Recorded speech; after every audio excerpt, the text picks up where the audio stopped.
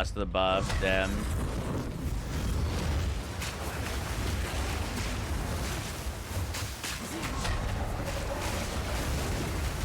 Dude, we're fine. We're fine, guys. We're fine. Yo, guys, what is up? Max on our Path of Exile 2 video, and today we're going over our updated guide for the CRITNADO Amazon. Now, this build was nerfed last night, and it is dealing less damage. However, we've made some adjustments to the build to make up for the changes that they did, and it is still feeling very good. It's still deleting bosses. It's got great map clear. I still think it's like Huntress's best option from all of the setups that I've tried. And so we're going to be breaking down the changes that we made to like allow this build to still do well, even with the nerfs. Just full disclosure, like this isn't going to feel as good as it was with the nerfs. The nerfs like nerfed a ton of our damage, but it's still a really powerful skill. So I'm going to break down everything you guys need to know. Hope you guys enjoy the video. Let's get right into it. So let's start by talking about what actually changed, what got nerfed, because the skill looks the exact same and the damage tooltip looks the exact same. So what changed here? Basically, twisters gain 50% of damage as the corresponding type of element when they pass over ground effects. That is why we are putting out ground effects so that our twisters become ice, they become fire, electric, whatever you want to go for. And the issue was that every projectile after the first one that was being sent out would gain an additional 50%. So if we were sending out 10 twisters at once, the first one would get 50% of that elemental damage, the next one would get 100, the next one would get 150, the next one would get 200, and at the end, like if you're doing 10, you're getting like a ridiculous amount of elemental damage, so much so that they were just like absolutely deleting things. Now, that is fixed. It only gains 50% of your damage as an element, so you still want to be using ground effects, you still want to be making these things elemental, but they're not going to like exponentially scale like crazy the damage that they're dealing. So in order to fix this and the changes that we've made, we've had to kind of adjust. So I basically get to experience this nerf live and just kind of watch the build fall apart. And the one thing that's super, super important for this build is generating frenzy charges. When we have frenzy charges and we shoot tornadoes through barrage, the damage is still crazy even after the nerfs, but the number one thing that I was noticing is I wasn't able to build up any frenzy charges after the nerfs, and that is because Twister was doing so much elemental damage that it was basically insta-freezing things. It was picking up so much cold that it didn't matter if I didn't have added cold on my gear or anything. It just stopped freezing when the nerf happened. And so I tried a bunch of things. We got some added cold, and that was nice. And sometimes we were freezing, and that felt good. But the big thing is we just want super consistent frenzy charge generation. And so the best way that I've been using, there are other ways, but what I put on is the Bushwick boots. We use this in our frenzy build when we were building spiral shot for Deadeye and doing frenzy stacking. They're really good. They save us a bunch of skill points. Basically, we can get 25% movement speed, some evasion, some dex, and all of our physical damage is pinning. We are doing, you know, most of our damage as physical damage with these twisters, and so when they're multi-hitting monsters, they're going to be pinning, but Whirlwind Slash is also pinning, and basically this is going to give us a ton of frenzy charge generation, because Combat Frenzy gives us a frenzy charge whenever we freeze, electrocute, or pin an enemy. And because now we have freeze and we have pin, we're going to be getting those frenzy charges like crazy, which allows us to consistently keep up our barrage. Now, the other big change to make the build feel good is I still don't have a greater jeweler's orb, so I can't put 4 on these. But we swapped out acceleration for salvo. We just need more damage to compensate for the nerf, and salvo allows us to send out multiple extra tornadoes, and so we get a ton of extra damage from them. But the big thing about salvo that's super helpful is before, you know, if we were in an open map, we could just have the twisters go out and they would go in one direction. But a lot of the times, if you're sending them out in one direction, they would go and they wouldn't come back. And, you know, it could feel a little bit awkward.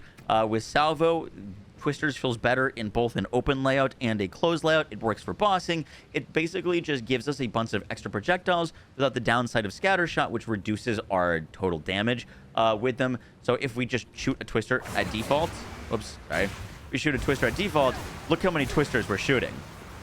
We get a ton of extra Twisters, and this from just salvo is helping us scale up all of our damage, because now when we cast this into like 3, now we get a ton of extra Twisters, and this is without Barrage. And then when we use it with Barrage, then we're getting, you know, just a ridiculous amount. I don't have Frenzy charges right now, but if we Barrage this, you can see that we can get a ton of area coverage. Lots of hits, pinning, freezing, does a bunch of extra damage.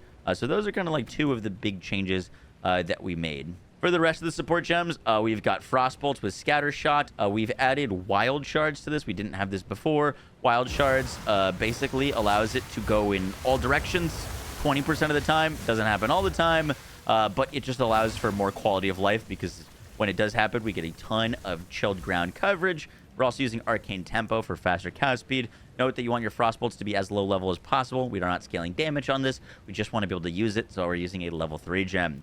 On Wind Dancer, we're going to be using Precision. This gives us 30% increased accuracy. Accuracy is going to scale our crit. Right now, we're sitting at over 70% crit chance on this build, so Precision is great for us. We're also going to be using Cannibalism for some extra sustain, so whenever we kill enemies, we are going to get life back. On Twister, we've got Salvo, Persistence, so that the tornadoes stay up for longer, and Retreat for them to get 25% more projectile damage, which is very nice. On our Whirling Slash, I was in the first version of this, we were using it for damage, but now that we've gone a little bit further, this is really just kind of the setup. And so because this is a setup skill and we're not really relying on it for damage, we're going to be using things that give us quality of life. The first thing is Martial Tempo, so that we can get stages faster. The next thing is Font of Mana. This gives us 40% increased mana regen while we're in it. You can see that my feet are glowing on my character. Mana does become a issue later on, and so this helps a ton, just getting you more mana to sustain. And then I also put Magnified Effect. There's a lot of things that you could do in this last slot. I'm using Magnified Effect because when you're fighting enemies, you kind of have to move around sometimes. You have to dodge things. You can't always be standing perfectly still. And if you move out of your thing, it breaks, and then you have to redo all 3 stages. And so just for the quality of life of being able to like move around a bit more without breaking it, so we can dodge and still use our tornadoes, this felt like a big quality of life improvement. It's not going to really do much else, but it makes it feel better, and you can like actually dodge attacks without breaking your Whirling Slash constantly. For Barrage, where you're going to be using Perpetual Charge, Premeditation, so they deal more damage, and then Ingenuity. Ingenuity is huge because it gives us a bunch more cooldown rate, and we want to be basically barraging every single attack. The goal is to never shoot this without being barraged, as it's just so much extra damage for us. On Combat Frenzy, we've got Profusion, so we have a chance to get an additional charge, and Herbalism for some more life recovery from our flask. Sniper's Mark, we got Inspiration and Singled Out. This you're only really using on bosses for extra... we're using it on bosses so that you can like break some armor and also get your frenzy charges if you can't like pin or freeze them. And then just kind of randomly, I'm using Thunderous Leap as a movement skill. We've also got Shocking Leap. This allows us to create shocked ground. So if we need some like shock ground, we can do so. But it's mainly just a way to like, you know, move around, and it can like jump over enemies and stuff. So nice little cool movement skill. And if it crits, we get shock ground, which is helpful. For the skill tree, I still haven't hit my like 3rd ascendancy point yet. I'm thinking we're either going in for the kill for the like increased movement speed and skill speed. I think this is going to feel really nice on the build, or potentially stalking Panther. So that the plan would be to use evasion, gloves, boots, and helmet, and then instead of using an evasion body armor, we'd probably go a like energy shield one, because there's a lot of like synergies with energy shield and evasion. So potentially going that, but right now, I'm not sure. I think Penetrate's going to be incredible for like late game weapons. Once you can get like, you know, S tier T1 rolls of added fizz or added accuracy on your weapons, you could get up to like over 100% added fizz from this node, which is ridiculous. And then Elemental Fusion seems nice. It doesn't actually give us like the like elemental charged versions of twisters. Like this doesn't count as a ground effect, so you can't get like fire and lightning twisters, and the twisters can only take on one element. So I don't think infused weapon's going to be huge for us, but it is potentially, you know, more damage. So something we're going to have to mess around with. For the skill tree, we've made some big adjustments. The first is we are picking up disorientation. This gives us increased blind duration, but the big thing is it's 25% increased damage with hits against blinded enemies. Both Whirling Slash and Twister blind enemies. So this is 25% increased damage. This is 15% increased damage. This is 15% increased damage. So tons of damage here. And the blind duration is also nice because when enemies are blinded, they have a harder time hitting us. And we're mainly scaling a lot of our survivability off of evasion. We're going over here for Savagery. This gives us 50% increased evasion rating if we've consumed a Frenzy Charge, plus 1 max Frenzy Charges, which we're consuming all the time. Then we're going over here for Primal Sundering, more AoE, LE Shred. We've got Salvo for more projectile speed, attack speed, and accuracy rating. We were over here earlier. I had like over like 95% crit chance earlier, which we'll talk about in a second. So I was expecting to more crit damage. My jewels suck. I'm pretty broke right now. I've got 1 rage on hit right now, which just dropped for me. Rage is technically pretty good for this build because it's a all damage multiplier, but not something I would like go seek out at the moment. We've got some more damage here, more damage for attacks here, bunch of accuracy and movement speed and skill speed. There is a note over here that people were speculating could be good. Attacks gain increased accuracy rating equal to their crit chance. So if you're getting a bunch of accuracy, then your crit chance goes up, and then that crit chance would make you gain more accuracy, and like it could be an infinite feedback loop. This does nothing. It literally just gives you more accuracy past 100 that doesn't give you more crit, so don't worry about that. Then we're going over to the right here. We've got added intelligence, more crit chance, more crit damage, and some strength. We went and picked up all of the evasion nodes. We were starting to feel pretty squishy when we got to maps, so we went and grabbed all of these things for a bunch of extra survivability. More Falcon technique. I did unspec out of this. This is fantastic for leveling through the campaign to give you that early attack speed, but once you're like in maps, you can just get a lot more sources of attack speed, especially once you start really gearing out your character. And so we wanted to like be able to wear a shield because shields just give us block chance, which is more survivability and more health and resistances. So we unspec'd from that, and then we picked up nearsighted. This is 60% increased accuracy rating at close range, which is like a ton of extra crit when we're like shotgunning tornadoes into enemies. And then we're probably going to go up this way and go grab the sharp sight for increased accuracy rating against rares and uniques, and also serrated edges for more crit and attack damage. This is looking really nice over here. And we also might potentially even pick up Throat Seeker for the 60% crit bonus for reduced crit chance. I think we're going to be having more than enough crit chance on this build, so this could be potentially another neat node. For gear, I've just got like a pretty normal spear. I actually kind of bricked this one. I just wanted a high fizz spear, and I wanted to spend less than 3 exalts. Once again, I'm very broke right now, and then I added 1 exalt to it and hit +3 levels of melee skills, which really hurt because it makes my melee skills cost more mana, and I'm not trying to scale melee damage. So this is unfortunate, but on your weapon, you're looking for fizz, accuracy, added cold, crit chance, crit damage, and attack speed. All would be really great things. On your like rings and stuff, look for added cold, max life, resistances, accuracy are all going to be really good. On your gloves, you can roll for attack speed and also crit damage, which I've got some crit damage here, which is nice. On your helmet, you can get crit chance, which I've got. And we got some max life and some reses. Once again, my gear's pretty terrible. Amulet, we've got some crit damage, attributes, and some reses. This, we've got some attacks or damage, more accuracy, some evasion, some strength, some life regen, the Bushwick boots for the free pin. And then this is not a shield that I would go seek out. It's just something that dropped for me, and it was pretty decent.